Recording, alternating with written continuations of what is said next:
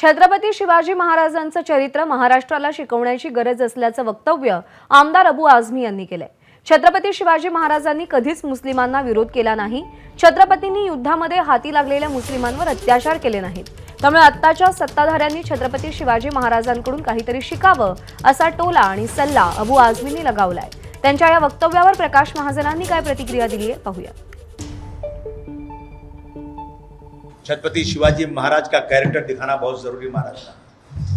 मैंने कहा कि म्यूजियम बनेगी तो उसमें आप दिखा देना एक कि छत्रपति शिवाजी महाराज का जो सेनापति था वो मुसलमान था, छत्रपति शिवाजी महाराज का जो बॉडीगार्ड था वो मुसलमान था, उनका वकील मुसलमान था।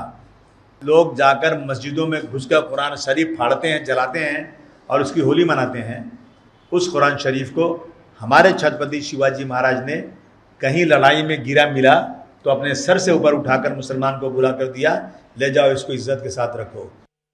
आज समाजवादी पक्षाचे आमदार अबू आझमी यांनी एक पत्रकार परिषद घेतली आणि त्यात त्यांनी छत्रपती शिवाजी महाराजांविषयी काही गोष्टींचा उल्लेख केला।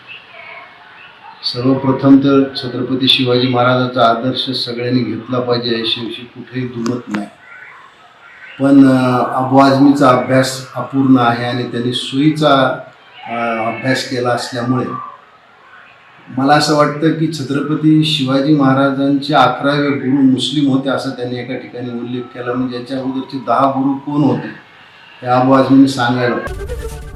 एबीपी माझा, उघडा डोळे बघा नीट।